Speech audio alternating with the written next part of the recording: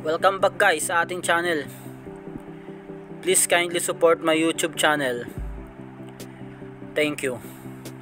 So pagdating agad natin sa spot, dive ka agad tayo.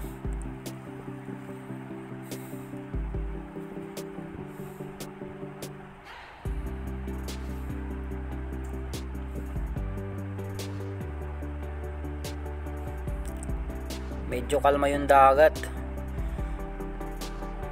Kunti lang yung bait natin ngayon.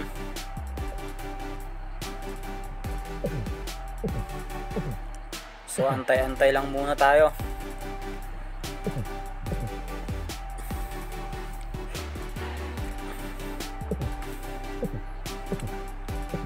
Antay-antay kung anong dadaan o lalapit sa atin.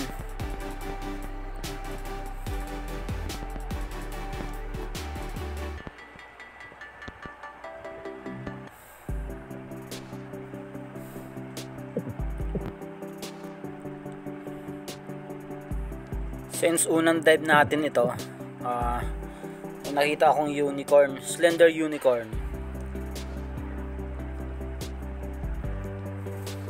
Good size na rin.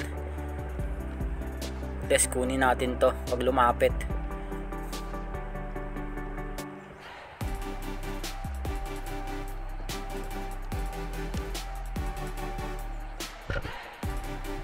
Ayun.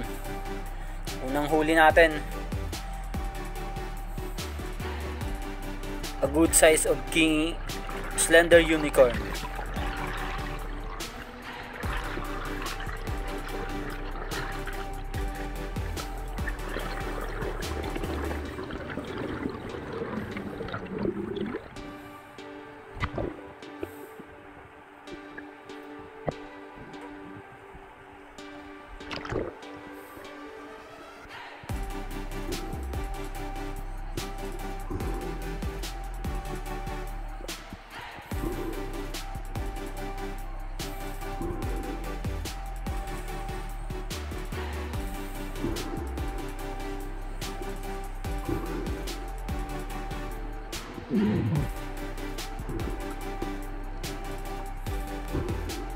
Ayun, napababa yung tama natin.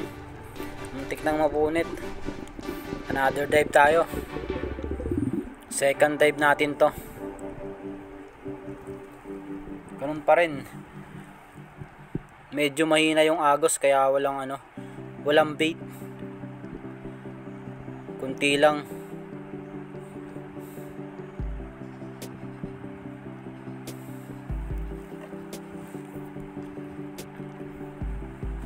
Ito, umabante ako ng konti dun sa nakuhaan natin ng unicorn.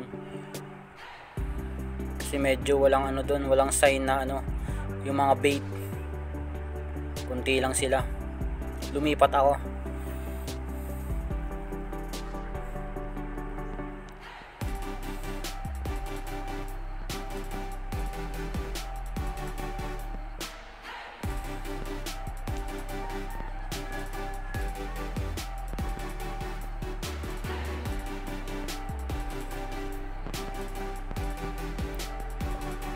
Ayun, slender unicorn na naman.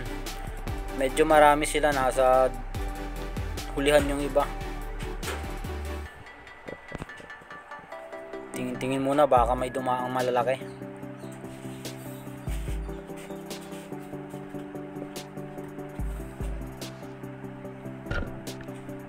Ayun, kunin na natin to.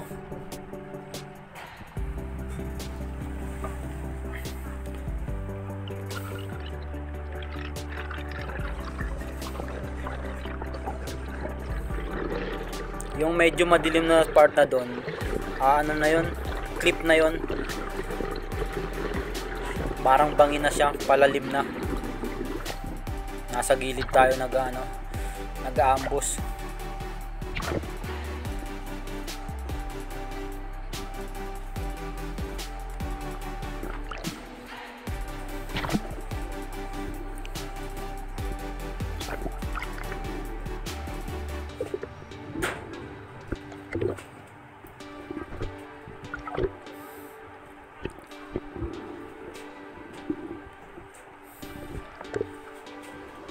medyo medyo natatagalan tayo dito sa reel na ano, yung video.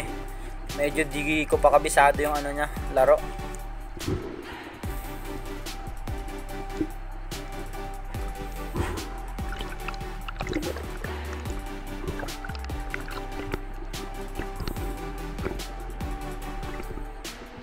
Pangalawang isda natin, slender unicorn ulit. Sa amin to ang tawag kumay. Ewan ko sa ibang lugar. Sa ibang part mayan yan, pilas ang tawag nila. Yung sa Sibuyan ako. Okay, another dive tayo. May dalawang huli na tayo. Pwede na rin yun, may pang ulam na.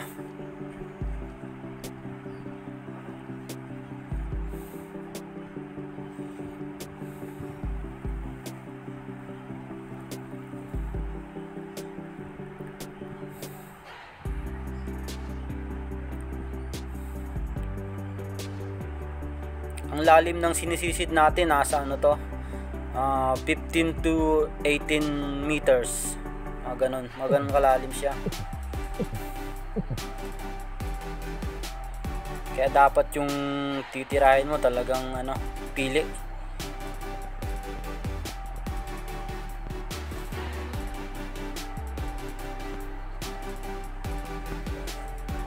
So ayan na naman sila, slender unicorn ulit, marami, ang dami. So antay-antay muna tayo. Baka may mga dragon na lumapit.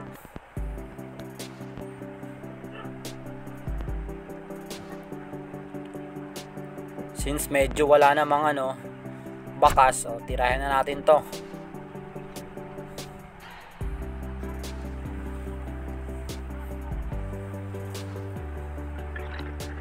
Good shot.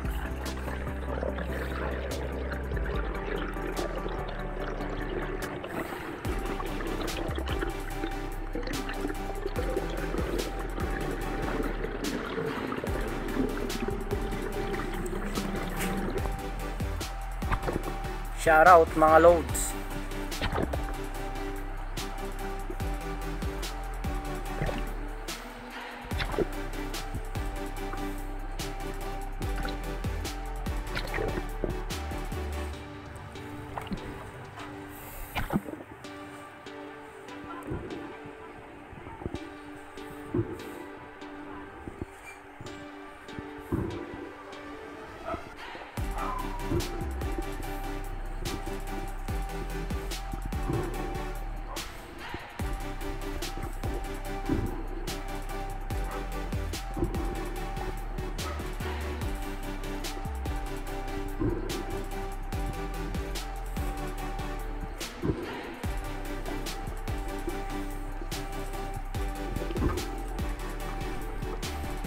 Medyo malaki to kaysa mga sa nauna nating huling dalawa.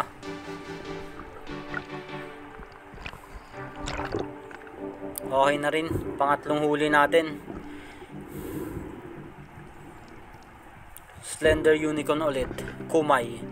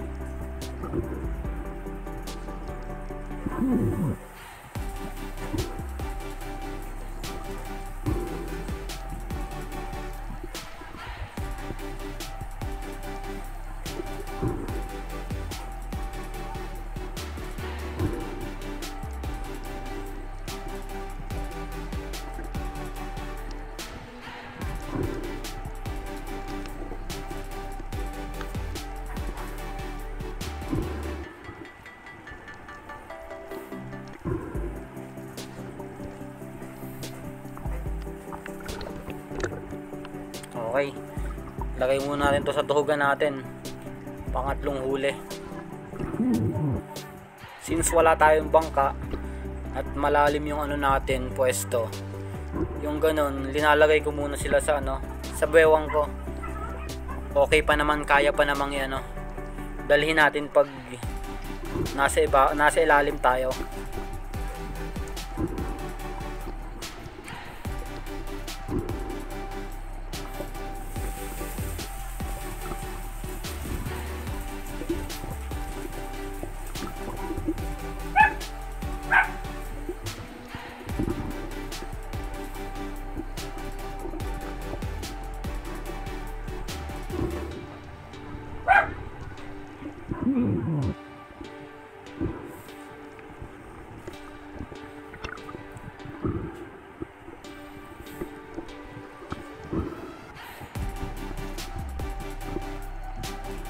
So eto, hindi ko na nakunan ng camera. Batpiece bayang. Hindi ko pala na-on yung camera nung nag-dive tayo. Kaya eto na siya, huli na. Ang ganda sana ng tama. Sapul na sapul. Batpiece. Eto, hinuli ko na, binigay ko lang kasi may nag-request sa akin. Okay, dive ulit tayo. Since pang 5 dive na natin to, wala pa ring nagpapagitang ano, malalaki.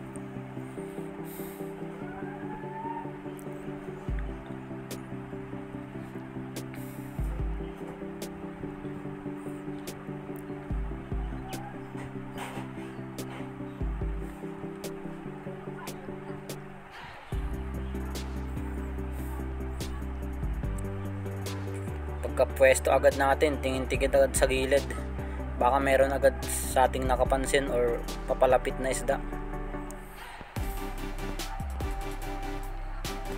Minsan kasi yung iba sumasabay sa pag nag-triple ka, may batfish dun, pero meron na tayo nun.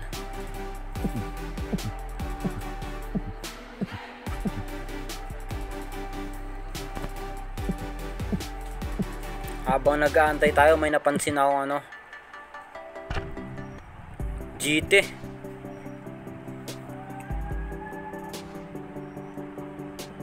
Ayun, pagtira ko, napababa yung tama natin.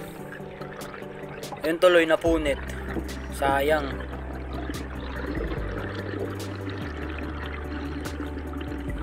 Parang ang hirap sa hindi mo maisip na ganun yung pagtira mo. Akala ko okay na yung aim, yung pagtuto ko sa kanya. Hindi nakasunod yung spear gun ko, pero okay lang yan. Dive ulit tayo.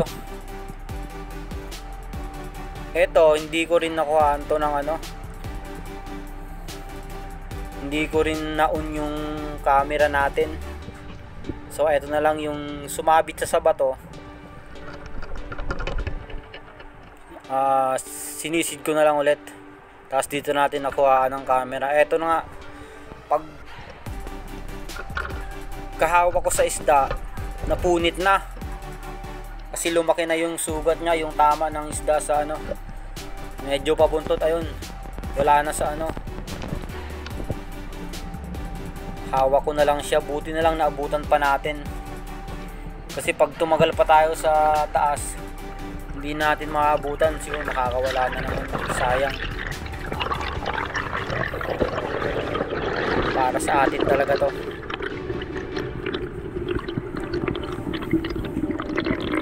Medyo malaki pa naman to, nasa 5 kilo.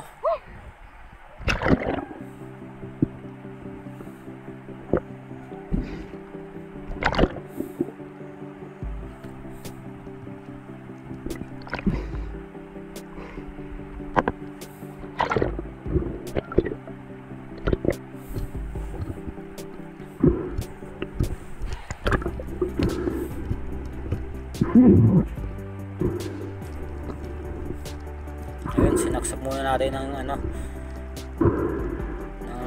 natin, spear gun, para mamatay.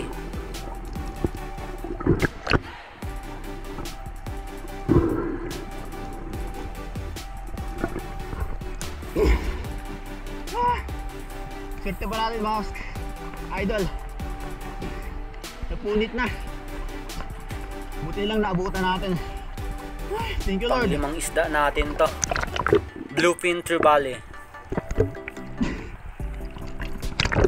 5 kilogram on scale. Goods na rin to. May pang ano na tayo. Pambenta. Yan yung tama niya oh. Talagang lumaki, halos maputol na yung buntot niya sa ano. Buti nilang naabutan pa natin. Yung nakasabit niya, yung ano na lang niya, yung itong balat niya, buti medyo matigas, kaya naabutan pa natin.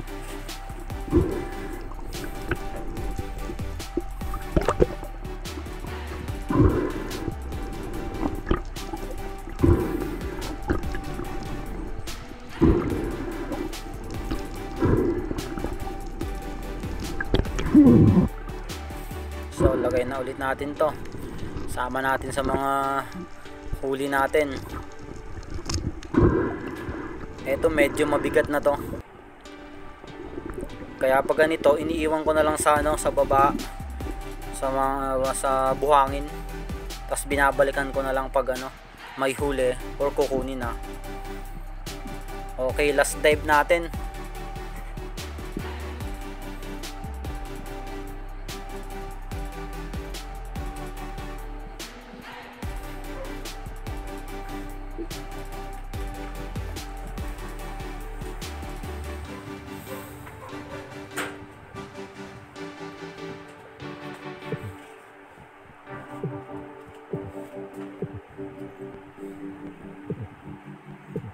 Dito ang ganda ng galawan ng bait dito.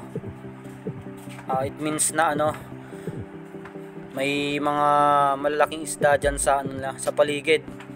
Kaya medyo galawan. Ang galaw nila medyo mabilis. Saka hindi mo alam kung saan papunta.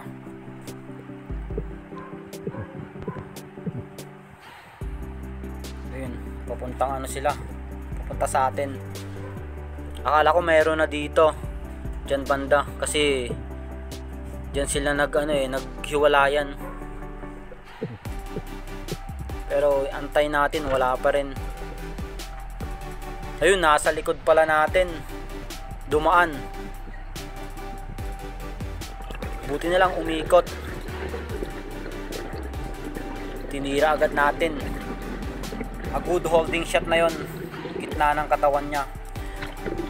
At yun na naman, sumabit na naman yung ano natin. Medyo ano tayo dun sa ano, sa reel natin na bago. Hindi pa natin gamay kung paano ba siya anuhin. Pero okay naman, holding shot naman siya. Kahit magtagal tayo dito. Kahit pahinga muna bago sisirin. Eto na nga. A good size bluefin trevally.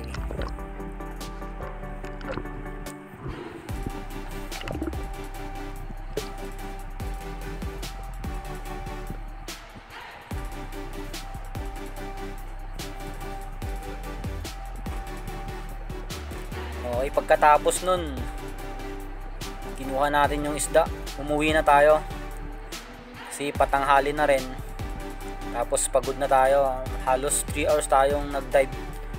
So, unin natin to. Tapos umuwi na tayo.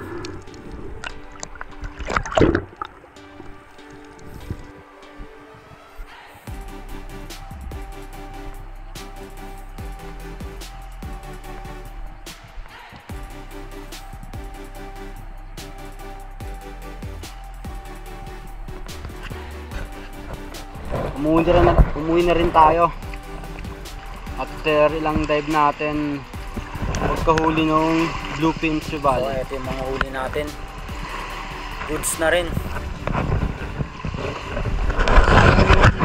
Hindi natin nakuha, nagunit, medyo napababa yung tama natin, sayang.